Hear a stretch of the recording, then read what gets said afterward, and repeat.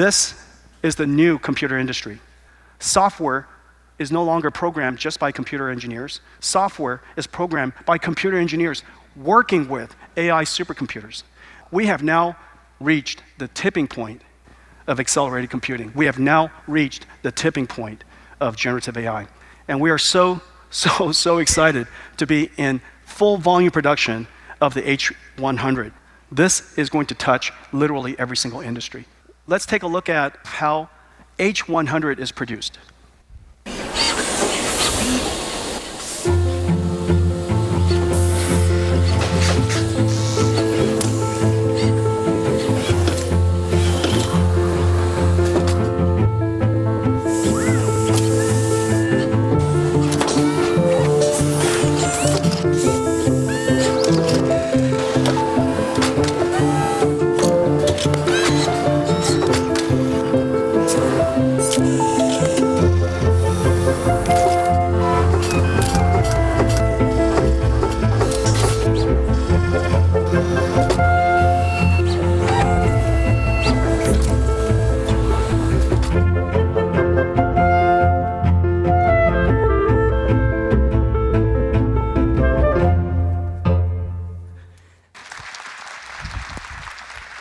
$35,000 components on that system board.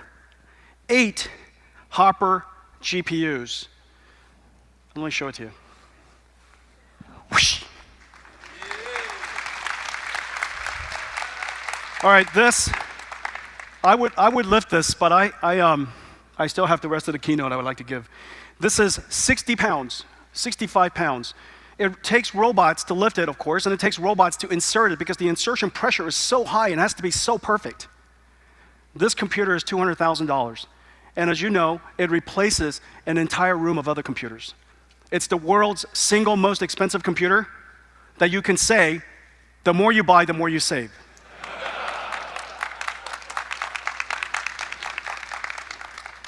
This is what a compute tray looks like.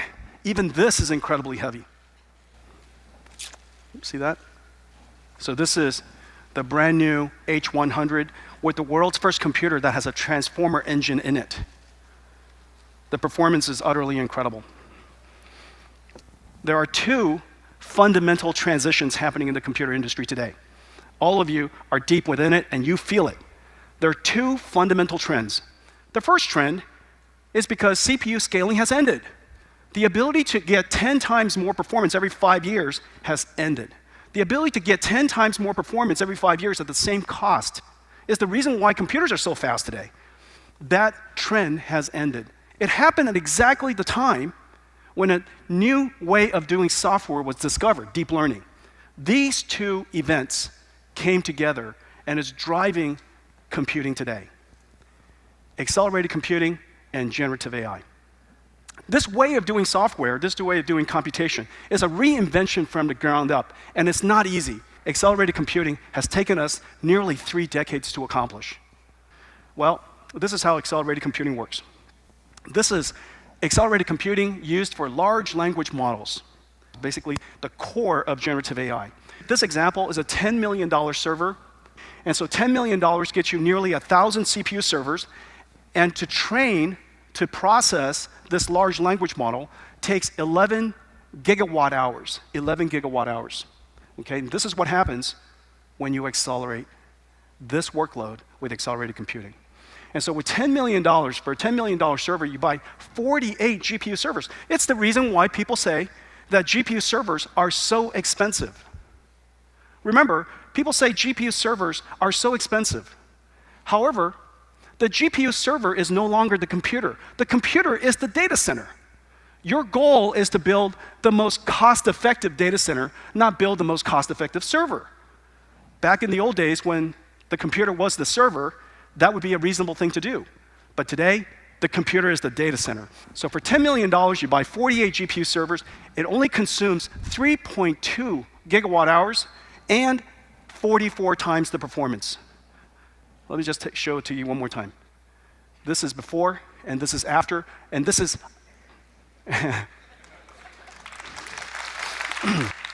We want dense computers, not big ones. We want dense computers, fast computers, not big ones. Let me show you something else. This is my favorite.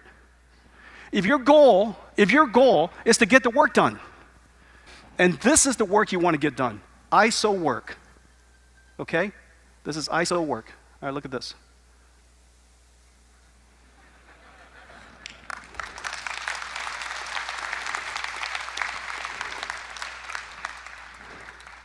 Look at this. Look at this. Before, after. You've heard me talk about this for so many years. In fact, every single time you saw me, I've been talking to you about accelerated computing. And now, why is it that finally it's the tipping point?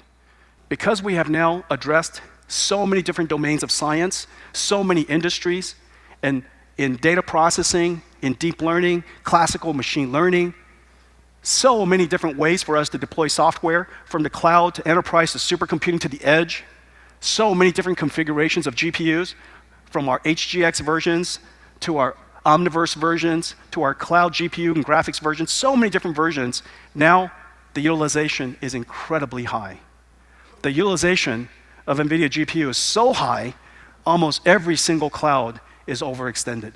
Almost every single data center is overextended. There are so many different applications using it.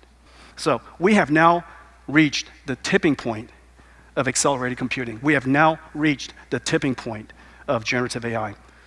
People thought that GPUs would just be GPUs. They were completely wrong. We dedicated ourselves to reinventing the GPU so that it's incredibly good at tensor processing. And then all of the algorithms and engines that sit on top of these computers, we call NVIDIA AI. The only AI operating system in the world that takes data processing, from data processing to training, to optimization, to deployment and inference. End-to-end deep learning processing. It is the engine of AI today. We connected GPUs to other GPUs called NVLink, build one giant GPU, and we connected those GPUs together using InfiniBand into larger scale computers. That ability for us to drive the processor and extend the scale of computing made it possible for the AI research organization, the community, to advance AI at an incredible rate. So every 2 years, we take giant leaps forward, and I'm expecting the next leap to be giant as well. This is the new computer industry. Software is no longer programmed just by computer engineers. Software is programmed by computer engineers working with AI supercomputers. These AI supercomputers are a new type of factory. It is very logical that a car industry has factories. They build things that you can see, cars. It is very logical that computer industry has computer factories. You build things that you can see, computers. In the future, every single major company will also have AI factories, and you will build and produce your company's intelligence. And it's a very sensible thing. We are intelligence producers already.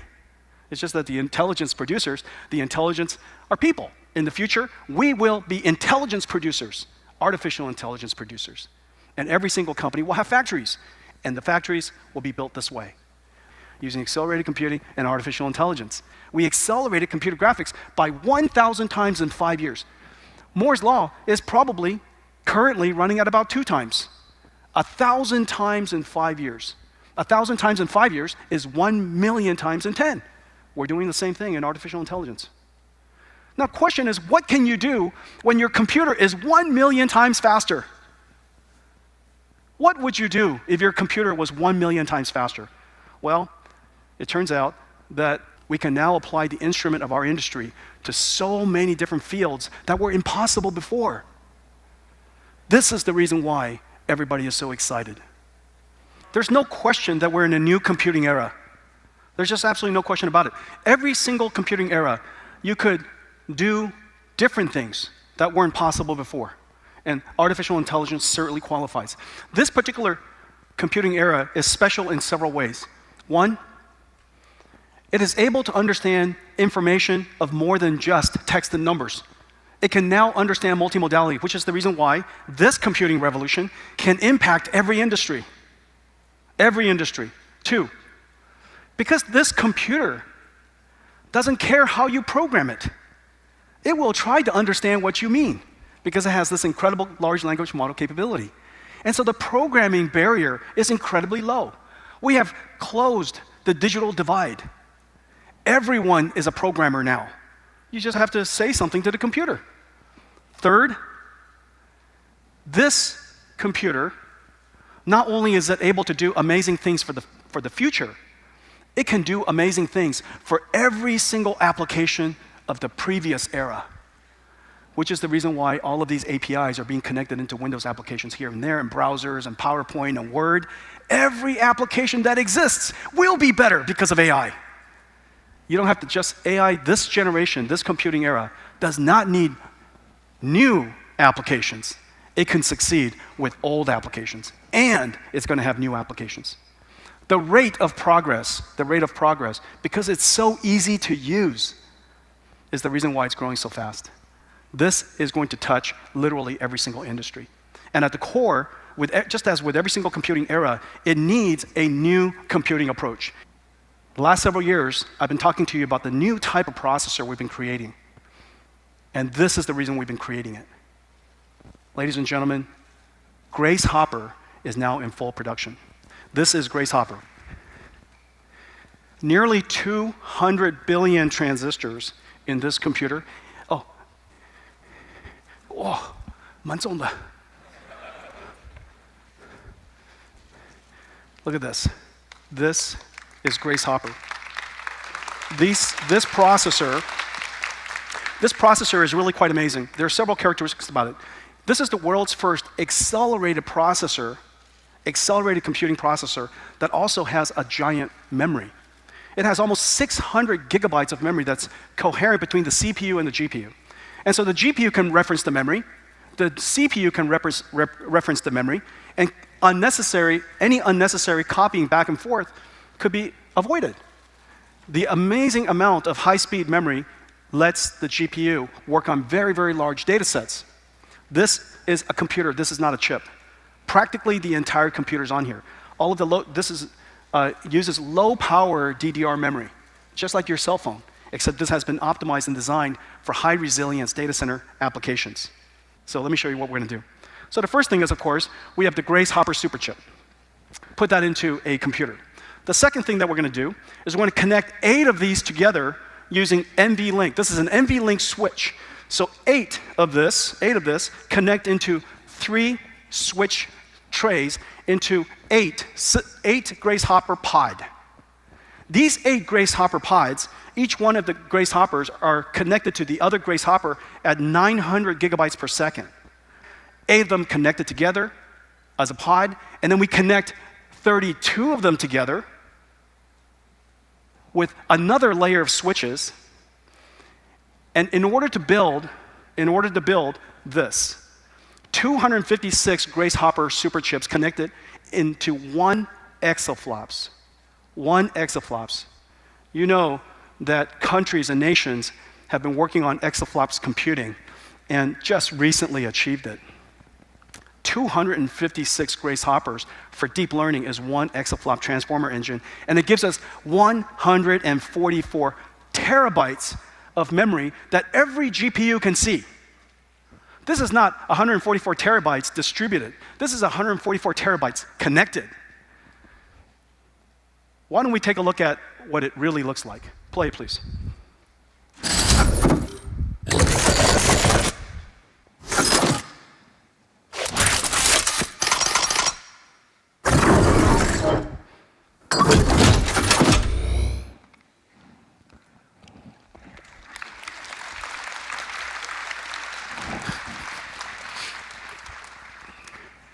This is 150 miles of cables, fiber optic cables, 2,000 fans, 70,000 cubic feet per minute. It probably recycles the air in this entire room in a couple of minutes. 40,000 pounds, 4 elephants. 1 GPU.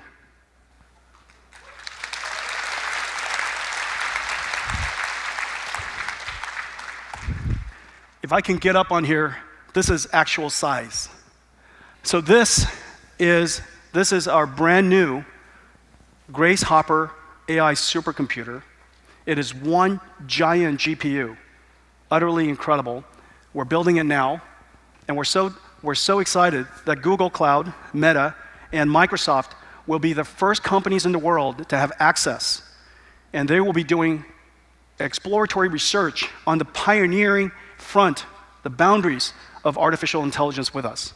So this is the DGX GH200. It is one giant GPU. Okay? I just talked about how we are going to extend the frontier of AI.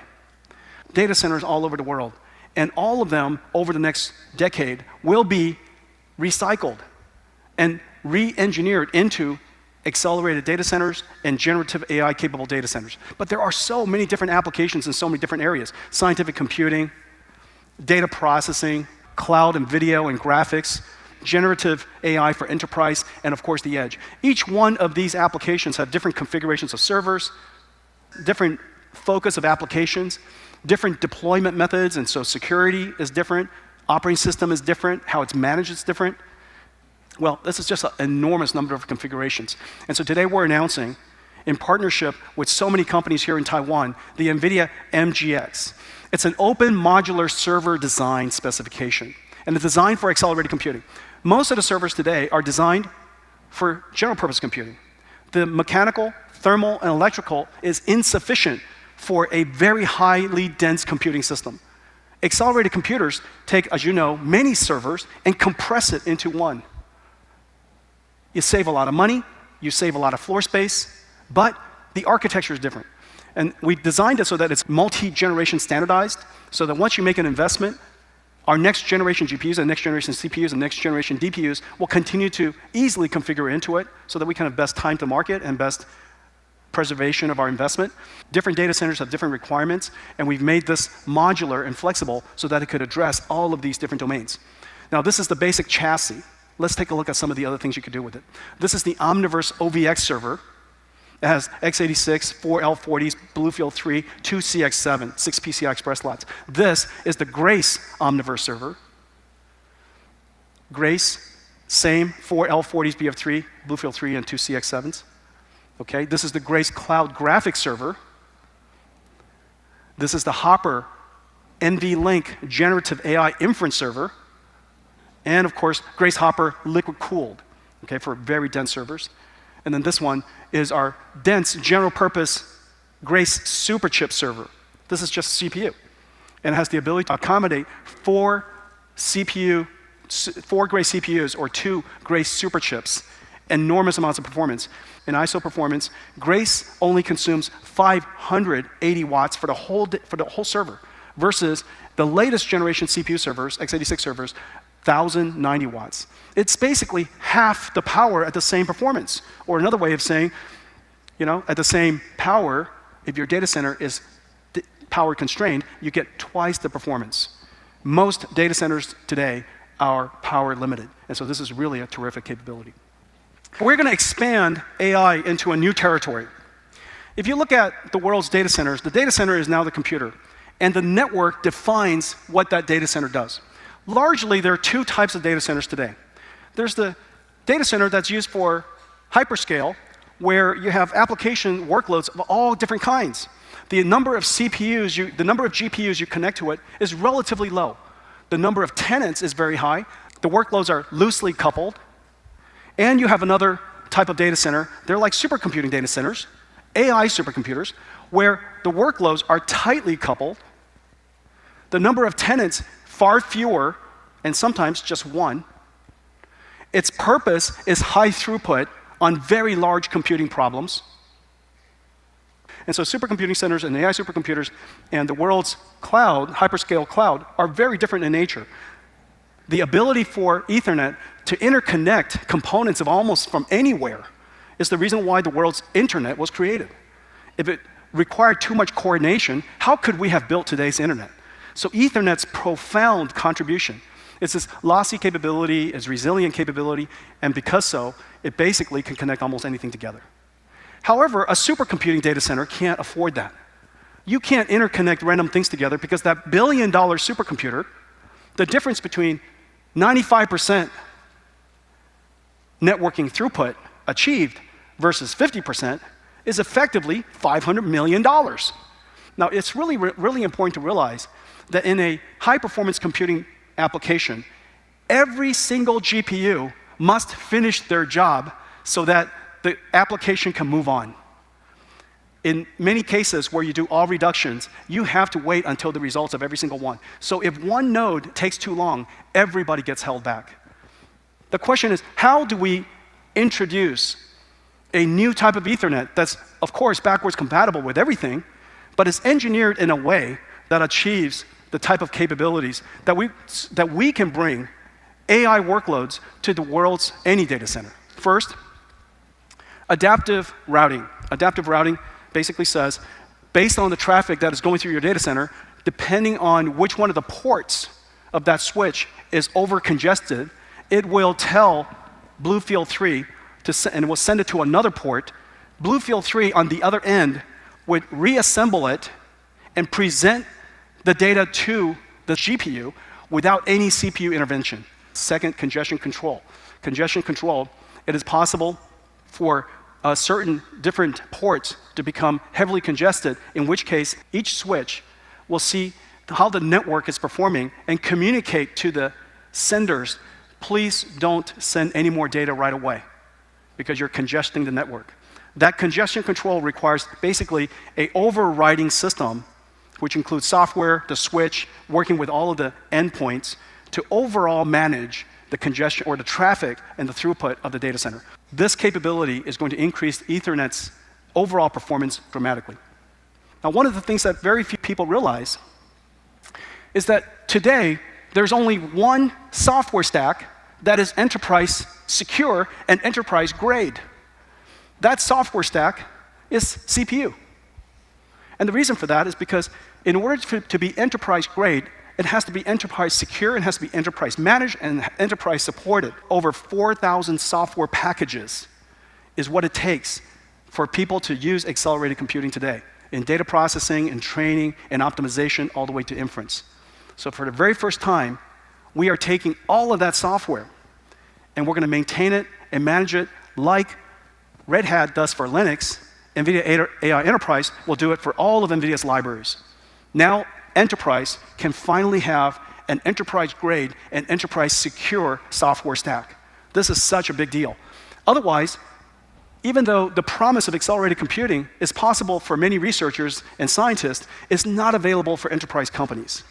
And so let's take a look at the benefit for them. This is a simple image processing application. If you were to do it on a CPU versus on a GPU running on enterprise, NVIDIA AI Enterprise, you're getting 31.8 images per minute, or basically 24 times the throughput, or you only pay 5% of the cost. This is really quite amazing. This is the benefit of accelerated computing in the cloud. But for many companies, enterprises, it's simply not possible unless you have this stack. NVIDIA AI Enterprise is now fully integrated into AWS, Google Cloud, and Microsoft Azure and Oracle Cloud. It is also integrated into the world's machine learning operations pipeline. As I mentioned before, AI is a different type of workload, and this new type of software has a whole new software industry. And this software industry, 100% of them, we have now connected with NVIDIA AI Enterprise. I told you several things. I told you that we are going through two simultaneous computing industry transition: accelerated computing and generative AI. Two, this form of computing is not like the traditional general purpose computing. It is full stack. It is data center scale because the data center is the computer, and it is domain specific. For every domain that you want to go into, every industry you go into, you need to have the software stack. And if you have the software stack, then the utilization of your machine, the utilization of your computer will be high. So number two, it is full stack, data center scale, and domain specific. We are in full production of the engine of generative AI, and that is HGX H100. Meanwhile, this engine that's going to be used for AI factories will be scaled out using Grace Hopper, the engine that we created for the era of generative AI. We also took Grace Hopper, connected to 256-node NVLink, and created the largest GPU in the world, DGX GH200. We're trying to extend generative AI and accelerated computing in several different directions at the same time.